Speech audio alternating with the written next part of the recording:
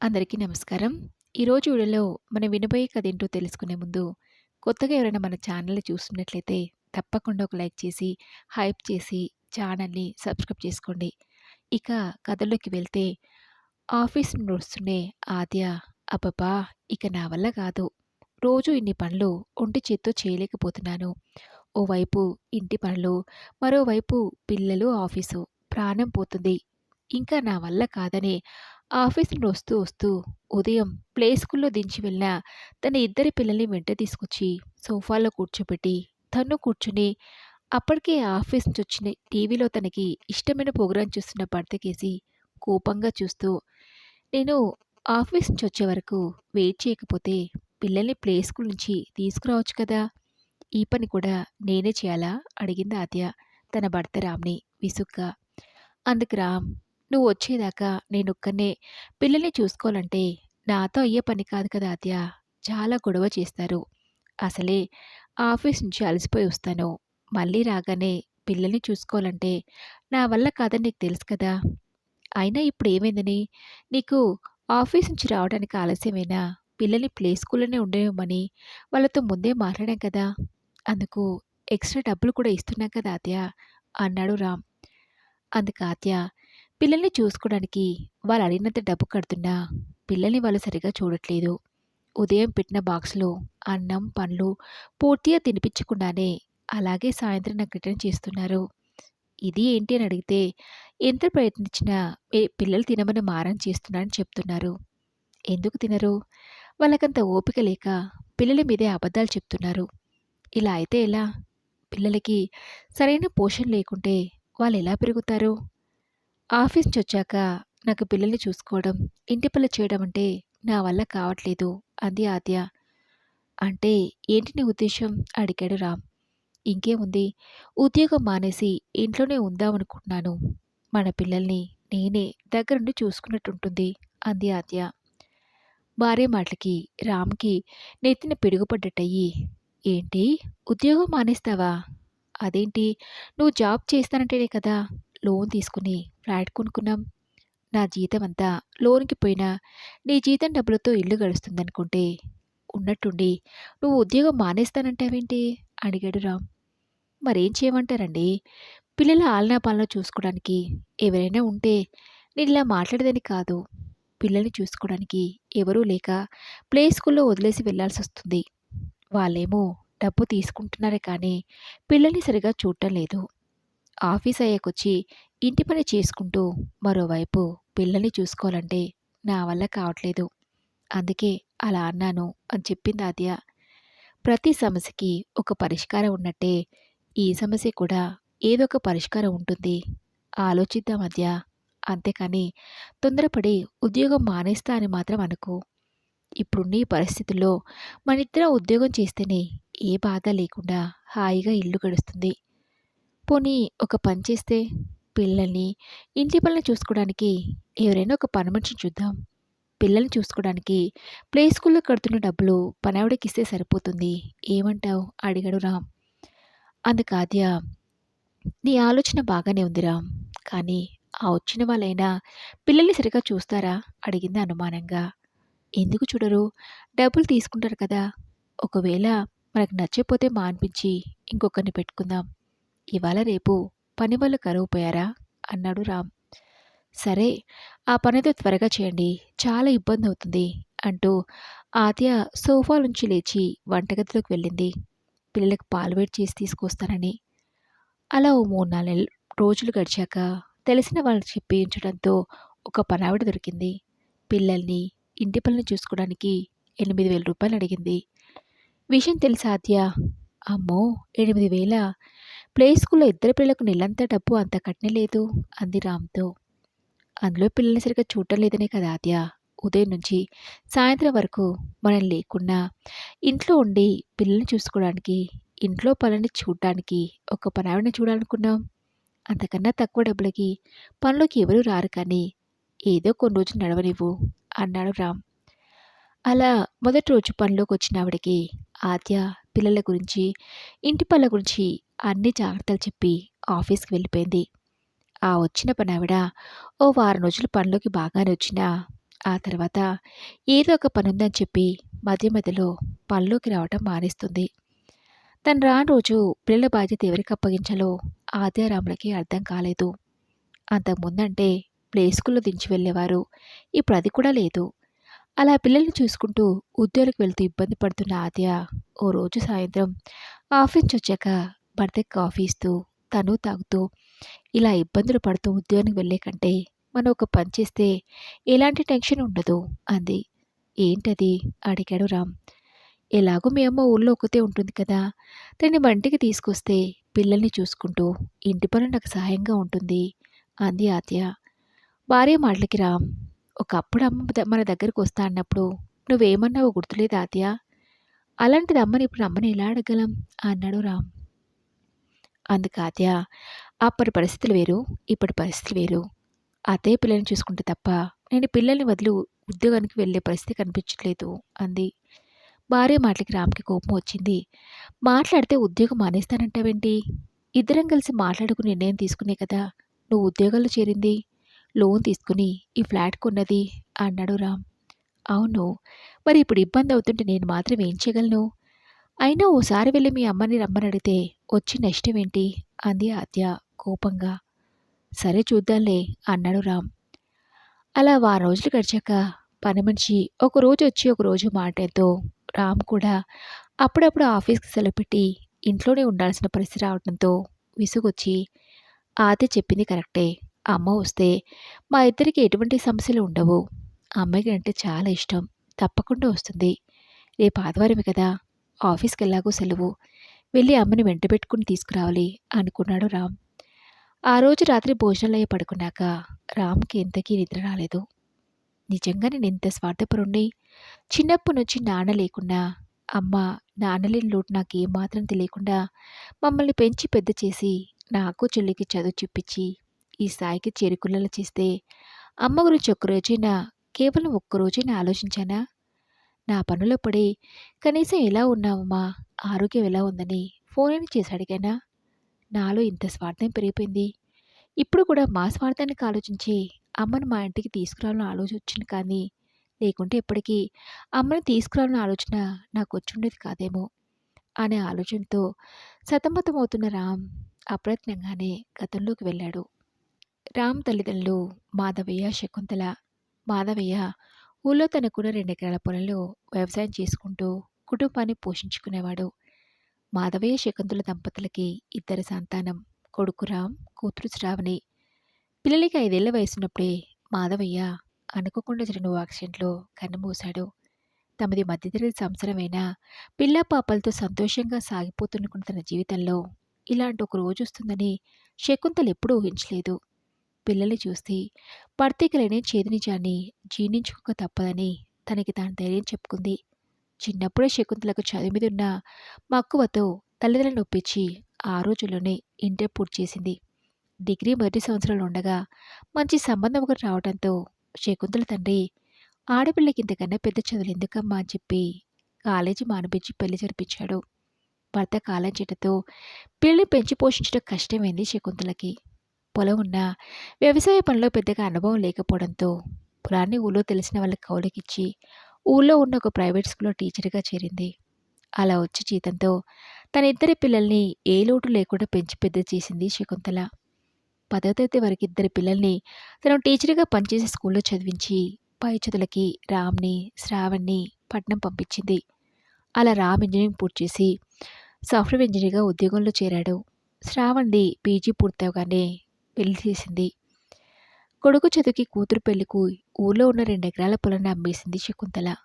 అప్పులన్నీ పోను ఓ 2 లక్షల రూపాయలు మిగలడంతో వాటిని బ్యాంకులో వేసి వాటి నుంచి వచ్చే వడ్డీతోడు సాయంత్రం పూట రోజు పిల్లలకి ట్యూషన్ చెప్తూ కాలం వెళ్ళేస్తుంది శకుంతల.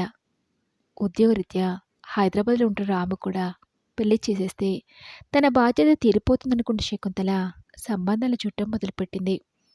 విషయం రామ్కి తెలిసి కాలేజీ రోజుల్లో నాతో పాటు చదువుకున్న ఆద్య అనే అమ్మాయిని ఇష్టపడ్డాన్ని, తనని పెళ్లి చేసుకోవాలనుకున్నానని చెప్పాడు. అందుకు శకుంతల కొడుకు ఇష్టాన్ని కాదనలేక సరే అని పెళ్లి జరిపించింది.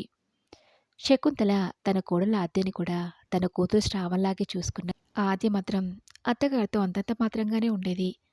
పండగలకి, సెలవులకి రామ్ హైదరాబాద్ నుంచి భార్యతో తన ఊరికొచ్చిన ఆద్య శకుంతలతో అంటీ ముట్టినట్టుగానే ఉండేది. అలా రామ్‌కి పెళ్ళైన సంవత్సరానికి "ఒరేయ్ నాన్న రామ్, ఒక్కదాన్నే ఊర్లో ఉండి నేనేం చేయనురా? నేను మీతో వచ్చేస్తాను. రేపు మీకు పుట్టబోయే పిల్లని చూసుకుంటూ ఆనందంగా గడపాలనుందిరా" అడిగింది. రామ్‌కి కూడా ఎప్పటినుంచో తల్లిని తనతో తీసుకెళ్ళాలనే ఆలోచన ఉండటంతో నేనే నిన్ను నా దగ్గరికి రమ్మని అడుగుదామనుకున్నానమ్మా. ఈలోగా నువ్వే అడిగేశావు. సరే వెళ్దామమ్మా అన్నాడు రామ్. తల్లి కొడుకులు మాట్లాడుతుండగా ఆద్య విని, ఆ రోజు రాత్రి పడుకోబోయే ముందు ఏంటి మీ అమ్మను మనతో తీసుకెళ్ళడానికి రెడీ అవుతున్నట్టున్నావు? ఆవిడ్ని ఆవిడకి ఇక్కడేం తక్కువైందని? ఇల్లుంది. చక్కగా ట్యూషన్ చెప్పుకుంటూ తన పాటికి తను ఇక్కడే ఉండనీయక రమ్మని అడుగుతావేంటి? కొత్తగా పెళ్ళైన వాళ్ళం. ఆవిడ మనతో పాటుంటే మనకి ప్రైవసీ ఎక్కడుంటుంది? ఇంకొన్ని రోజులైపోయాక తీసుకెళ్తాను చెప్పండి. అసలే సిటీల్లో ఖర్చులెక్కువ. నాకింకా ఉద్యోగం రాలేదు. మీ ఒక్కరి సంపాదనతో ఇల్లు గడవాలి. అందుకని నా మాట విని మీ అమ్మని ఇక్కడే ఉండనివ్వండి అనటంతో రామ్‌కి ఏం మాట్లాడాలో అర్థం కాలేదు. ఆ మరుసటి రోజు హైదరాబాద్‌కి బయలుదేరుతూ అమ్మా! మేమిద్దరమే కదా అని సింగిల్ బెడ్‌రూమ్ ఇల్లు తీసుకున్నాము. కాస్త పెద్ద ఇల్లు తీసుకున్నాక నేను తీసుకెళ్తాలే అమ్మా అనడంతో ఎంతో ఆశగా కొడుకు దగ్గరికి వెళ్ళాలనుకున్న శకుంతల మనసు రామ్ మాటలకి చివుక్కుమంది. ఏమీ మాట్లాడలేక సరే నాన్న నీ ఇష్టం అని అనటంతో రామ్ తన భార్యను తీసుకుని హైదరాబాద్‌కి వెళ్ళిపోయాడు. ఆ తర్వాత పండగలకి, సెలవులకి కొడుకు, కోడలొచ్చినా ఆ విషయం గురించి శకుంతల వాళ్ళని ఎప్పుడు అడగలేదు. రామ్ కూడా తల్లిని తీసుకెళ్ళనూ లేదు. కొడుకుకు పెళ్ళైన 2 సంవత్సరాలకి కోడలు తల్లి కాబోతున్న విషయం తెలిసి సంతోషం పట్టలేక కోడలు చూడటానికి శకుంతల హైదరాబాద్‌కి వెళ్ళింది. వారం 10 రోజులుండి కోడలికి ఇష్టమైనవన్నీ చేసి పెట్టాలనుకుని సంతోషించిన కోడలి ప్రవర్తన వల్ల శకుంతల అన్ని రోజులుండకుండానే ఊరికి తిరిగి వెళ్ళిపోయింది. ఆ తర్వాత కోడలు డెలివరీ అయిందని తెలిస్తే వెళ్ళి చూసి రావడం తప్ప మళ్ళీ ఎప్పుడూ కొడుకింటికి వెళ్ళింది లేదు. ఇంతలో ఏంటి రామ్ అప్పటినుంచి అటు ఇటు కదులుతున్నావు, ఇంకా నిద్రపోలేదా అని ఆద్య రాముని అడగడంతో గతం నుంచి తేరుకుని లేదాద్య ఎందుకో నిద్ర రావట్లేదు. రేపు ఊరికి వెళ్ళి అమ్మని రమ్మని అడగాలంటేనే అదోలా అనిపిస్తుంది అన్నాడు. అందులో అంతగా ఆలోచించడానికి ఏముంది? అంతకుముందే మీ అమ్మగారు మన దగ్గర రావడానికి సిద్ధమయ్యారు కదా! ఎప్పటికైనా మన దగ్గరికి రాక మరెక్కడికి వెళ్తుంది? మీరు పిలవాలే కానీ అత్తయ్య తప్పకుండా వస్తుంది. అనవసరంగా ఆలోచించి మనసు పాడు చేసుకోకుండా నిద్రపోండి. హమ్మయ్య! రేపటినుంచి నాకీ కష్టాలన్నీ తీరిపోయినట్టే అనుకుంటూ ఆద్య హాయిగా నిద్రలోకి జారుకుంది. అలా మరుసటి రోజు ఆఫీస్‌కి సెలవు కావడంతో రామ్ ఊరికి బయలుదేరాడు. 2 గంటల ప్రయాణం తర్వాత బస్సు దిగి ఇంటికి చేరుకున్నాడు. రామ్ వెళ్ళేసరికి ఇంటికి తాళం వేసి ఉండటం గమనించి, అదేంటి ఇంటికి తాళం వేసుంది? అమ్మ ఎక్కడికి వెళ్ళుంటుంది? ఫోన్ చేసి రావాల్సిందుంది అనుకుంటూ తల్లికి ఫోన్ చేసి చూస్తే కలవటం లేదు. ఆ చుట్టుపక్కల వాళ్ళని అడిగితే 2 నెలలుగా మీ అమ్మ ఇక్కడ ఉండట్లేదు రామ్. నీకు తెలీదా? అని తల్లి ఉండే అడ్రస్ చెప్పడంతో రామ్ వెంటనే బయలుదేరి అక్కడికి వెళ్ళాడు. రామ్‌కి అక్కడ వాతావరణం చూశాక అదొక చిన్న పిల్లల అనాథాశ్రమం అని అర్థమైంది. ఇది ఓల్డ్ ఏజ్ హోమ్ కూడా కాదే! అమ్మ ఇక్కడెందుకుంటుంది? ఒకవేళ ఇరుగు పొరుగు వాళ్ళకి అమ్మ అబద్ధం చెప్పిందా? ఎందుకైనా మంచిది ఓసారి ఇక్కడ ఆఫీస్ వాళ్ళని అడిగితే తెలుస్తుంది కదా! ఆ పేరు గల వాళ్ళు ఇక్కడ ఎవరైనా ఉన్నారో లేదో అని రామ్ ఆశ్రమం ఆఫీస్‌లో అడిగాడు. ఇక్కడ శకుంతలని ఒక ఆవిడుండాలి. ఇప్పుడు ఆవిడ ఎక్కడున్నారు అని. అందుకు వాళ్ళు శకుంతల ఆవిడేం చేస్తుంటారు? అని ఆఫీస్‌లో ఉన్న వాళ్ళు రామ్‌ని ఎదురు ప్రశ్న వేయడంతో రామ్‌కి ఎలా అడగాలో అర్థం కాలేదు. ఒకవేళ టీచర్‌గా పనిచేస్తున్న ఆ శకుంతలనా అని తిరిగి ఆఫీస్ రూమ్‌లో ఉన్న వ్యక్తి అడిగితే, అంటే అమ్మ ఇక్కడ టీచర్‌గా పనిచేస్తుందా? ఒకవేళ ఆవిడే మా అమ్మాయి ఉంటుందా? అనుకుని అవునండి. శకుంతల టీచర్‌నే కలవాలి అడిగాడు రామ్. సరే కూర్చోండి పిలుస్తానని చెప్పిన 5 నిమిషాలకి శకుంతల అక్కడికొచ్చింది. నువ్వేంట్రా ఇక్కడ? అని రామ్‌ని చూసి ఆశ్చర్యంగా అడిగింది శకుంతల. నా సంగతిని పక్కన పెట్టమ్మా. నువ్వేంటమ్మిక్కడ? నీకోసం ఇంటికి వెళ్తే నువ్విక్కడున్నావని చెప్పారు. నువ్విక్కడేం చేస్తున్నావమ్మా? అడిగాడు రామ్. అందుకు శకుంతల నేనా? నేనిక్కడ టీచర్‌గా పనిచేస్తున్నానురా. 2 నెలల క్రితం తల్లిదండ్రులను కోల్పోయి ఎంతోమంది పిల్లలు ఇక్కడ ఆశ్రయం పొందుతున్నారు. వాళ్ళకి చదువు చెప్పడానికి ఒక టీచర్ కావాలని ప్రకటన ఇవ్వటంతో నాకున్న అనుభవం కొద్దీ వచ్చి వీళ్ళని కలిశాను. జీతం పెద్దగా ఇవ్వలేమన్నారు. మీరిచ్చిన నేను తీసుకోను. పిల్లలకి నా వంతు సహాయాన్ని అందించగలుగుతున్నాన్న తృప్తి నాకు చాలన్నాను. భోజనం, వసతి అంతా ఈ ఆశ్రమం వాళ్ళే కల్పించారు. ఉదయం, మధ్యాహ్నం రోజూ ఓ 2 గంటలు పిల్లలకి పాఠాలు చెప్తూ వాళ్ళతో ఇక్కడ హాయిగా గడిపేస్తున్నాను. నాకిప్పుడు ఒంటరిగా ఉండనే భావన లేదు. పైగా అమ్మా నాన్న లేని పిల్లలకి సహాయపడుతున్నానే భావన చాలా తృప్తిగా ఉందిరా అంది శకుంతల. ఇంతకీ పిల్లలిద్దరు ఎలా ఉన్నారు? కోడలు బావుందా? అడిగింది శకుంతల. అందరూ బావున్నారమ్మా అని చెప్పి తల్లిని ఎలా అడగాలో తెలియక, అంటే అమ్మా నువ్విక మీదట ఇక్కడే ఉండాలని అనుకుంటున్నావా? అయినా ఈ వయసులో నీకివన్నీ ఎందుకమ్మా? అడిగాడు రామ్. అందుకు శకుంతల, అవునురా, ఇక మీదట నా మిగిలిన జీవితాన్ని ఇక్కడే ఇలాగే గడపాలనుకుంటున్నాను. నేనిక్కడ చేరేటప్పుడే ఇక్కడి వాళ్ళనడిగాను. ఈ వయసులో నేనిక్కడ చేరుతున్నాను. ఒకవేళ రేపు నాకు వయసైపోయి శరీరం సహకరించినాడు మళ్ళీ నేను వెళ్ళిపోవలసిందే అని అడిగితే, లేదండి, ఒంట్లో ఓపికన్న రోజులు ఈ అనాథ పిల్లలకి సేవ చేయండి. ఆ తర్వాత మీ పూర్తి బాధ్యత ఈ ఆశ్రమం వాళ్ళదే. అందుకే ప్రకటనలో కూడా ఎలాంటి బాధ్యత లేని వాళ్ళు మాత్రమే సంప్రదించగలని ఇచ్చామన్నారు. ఇంకా నాకేం బాధ్యతలున్నాయని? మీ ఇద్దరిని పెంచి, పెద్ద చేసి, చదువు చెప్పించి పెళ్లి చేసేశాను. ఇక నా బాధ్యతలన్నీ తీరిపోయాయి. మీ దారిన మీరు బ్రతుకుతున్నారు. నా దారిన నేను బ్రతకాలని ఈ నిర్ణయం తీసుకున్నాను. అయినా సహాయం చేయాలనే మనసుండాలి కానీ, వయసుతో పనే ఉందిరా అంది శకుంతల.